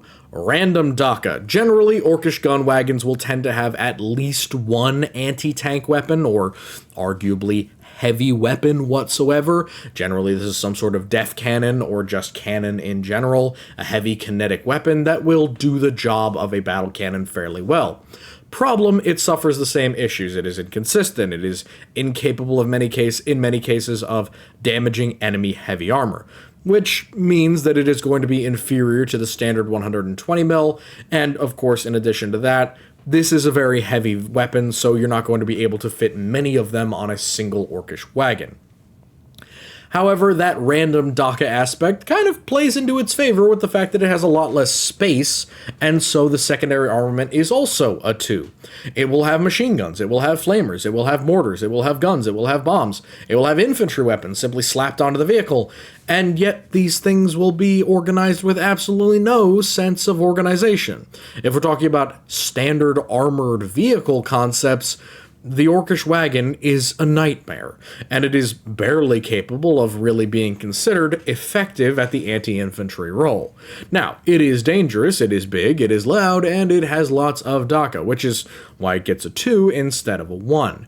The biggest problem with the Orcish wagon is that they tend to go for very small and very cramped turrets, rather than having a single standard turret, and they essentially go as far from the standard tank organization as you could imagine, which means that it is less efficient in using many of the weapon systems that it has had slapped onto it. So that DACA is effective, but it is technically limited by the size of the vehicle and the assemblage of the actual war gear. Optional variants. This is one of the biggest advantage of the Orcish wagon. They are all custom built, either from pieces taken from the Imperial Guard, from hives, from ships, whatever you would like. Essentially strapped, rattled, welded, and lashed onto the same vehicle, and then activated with the sheer MK Ultra power of the orcs thinking that they have made their dream ride. Apart from the fact that these are absolutely schizo shitboxes, they are quite capable of being modified for the occasion, so to speak. So many of these vehicles are quite capable of being considered custom built. Whether you want to spell that with a K or spell it with a C is up to you. Overall design choice. I do not need to explain why a half-wheeled, half-tracked, tiny turreted, messily organized, poorly armored, driven by absolutely insane individuals with more meat than brains vehicles are not going to be considered good choices when it comes to the analogous archetypal image of the tank. These things are wagons. They are armored wagons, they are Hot Wheels wagons, they are fast, and they have melee weapons on the front, but they are hardly tanks, in my opinion. They are much more analogous to infantry fighting vehicles with large cannons on them, which I guess makes them a tank if you really want to play fast and loose with the rules. And let's be honest, what do the orcs do if not play fast and loose with the rules? Isn't that the whole point? So, relative cost, I give it a 2. Now, that might be weird. Why not a 3? These are incredibly cheap. They can be made with basically every material. Problem: genuine battle wagons actually do take a decent sized wah in order to construct. Fast cars, snaz wagons, or even grot tanks are much lighter, cheaper, and easier to create, and they don't require nearly as much coagulation of the gestalt energy in order to effectively field. Wagons are where I kind of draw the first line of development. It is the area where you're going to need a few thousand orcs, maybe a mech or something like that, to really upkeep and maintain a large number of these vehicles. Other than that, they could act as the war boss's personal vehicle on occasion. There are wagons that are particularly made for certain bosses. There are also super heavy wagons of various kinds. All of these indicate that while the standard wagon, the bog standard wagon, or the first gen prototype wagon may be a relatively cheap vehicle made out of not so many materials with not so many guns, the archetypal wagon, or the idealist wagon, is going to be a more expensive vehicle that will require more effort and more focus in order to construct than any other standard or smaller orcish vehicle. So these scrap hulks are more expensive than you might realize. Mobility-wise, again, you're mixing tracks and wheels, and quite often in the opposite, putting the track forward and the wheels backward, for the love of God. And this is not great for mobility. You do tend to use standard traditional track layouts, so, claps for you, good for you. You figured out how to do the thing that the Imperium still hasn't figured out how to do, which is make tracks that aren't 5 feet tall. On the occasion that they actually do manage that, but good for them on maybe figuring out what leaf springs are. So good for them. But these things are still overweight. There is no consideration or concern for aerodynamics. There's no consideration or concern for clearance rate, or for size, or for fording, or even for water tightness in a vast majority of situations. They will get stuck. They will get overwhelmed. They will flip over in some cases due to being incredibly top-heavy. They will, of course, be intended to travel at disgustingly high speeds, which is not good for maneuverability for a vehicle that is this tall and often this top-heavy. So, while I am sure the orcs have no problem trying to right this thing like it's a golf cart once they get flipped over, I could also see them getting flipped over as being a rather annoying and consistent problem for certain mechs who don't care about, center of gravity. So, yeah, a 2 there. Flexibility of chassis. Again, I give them a 2. Here's the reason. Orcs have the flexibility to do lots of jobs, and they get to use lots of things. Their DACA can serve many different purposes. But this is likely in a way that they shouldn't be able to do anyway. Throwing rockets at aircraft, or shooting guns in the air at enemy aircraft, or shooting at enemy infantry or enemy tanks with various types and calibers of DACA shouldn't technically work. It should not technically allow you to do that job, But due to the fact that these are custom built, and the fact that, of course, things like death rollers and various other vehicle melee weapons can make up in some way for the various shortcomings of the Orcish battle wagon, it kind of means that it isn't too bad overall. It isn't terrible in any case, and it's certainly capable of doing jobs that one would not expect from this little literal pile of scrap and bolts and random rusted pieces of metal. So I give it a 2 in the flexibility of the chassis.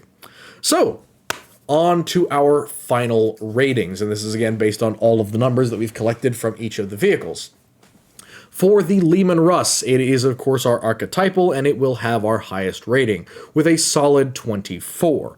Pretty significant, the Leman Russ having an advantage over most other vehicles in most other situations, not only because of its technical superiority to other vehicles, but also in the fact that it will be fielded in dramatically more, margin of error numbers larger than any other vehicle. The next runner-up is the Predator. For all of its faults and inconsistencies, the Predator is very good at its jobs. It is marine-driven, it is highly focused upon a particular type of warfare, and it is effectively able to complete that warfare even if it is inferior as a main battle tank to the Leman Russ. A very, very close third, and arguably its equal, is the Macharius. The Macharius, where the Predator is light, swift, and capable, the Macharius is heavy, thick, and expensive. And it has that downside that is also shared by the next vehicle in line, the AT-83 Brigand. The Brigand's expense, its inflexibility due to its value as a main battle tank, are the only thing that keep it from that upper A tier. It is a very capable vehicle, in many cases on par, or in some few cases, superior or analogous to vehicles like the Russ and the Macharius.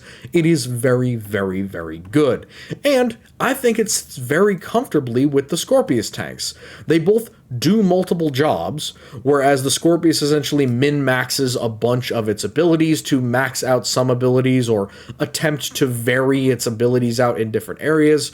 Well, the Brigand simply attempts to ape the Russ, and in some cases it succeeds, in others it is simply equal, or in some minor cases inferior, as opposed to the Scorpius, which attempts to do a lot of other specialized jobs in a standard chassis. Below it is the Krios. Now, the Krios is in C tier just barely. It has a very powerful main gun, it has many different arcane systems, it is quite well protected, even in comparison to the other vehicles on this list. The real issues with it come in with the inflexibility of its war gear, the genuine inflexibility of the doctrine required to use it, and of course the determinant limitations in actually fielding the tank, and the sheer few numbers that are available of these vehicles in modern 40k. In D tier, the worst of the main battle tanks, arguably, are the Castigator, for involving all of the same problems that the Predator has, plus introducing a whole bunch of its own, and then of course the Orcish wagon, because you did not expect me to put a Xenos vehicle higher than the sisters, now did you? I think that might get me shot. So, I think that even with this, nothing goes in E tier, nothing goes in F tier. I don't have any problem with any of these vehicles beyond the technical design issues.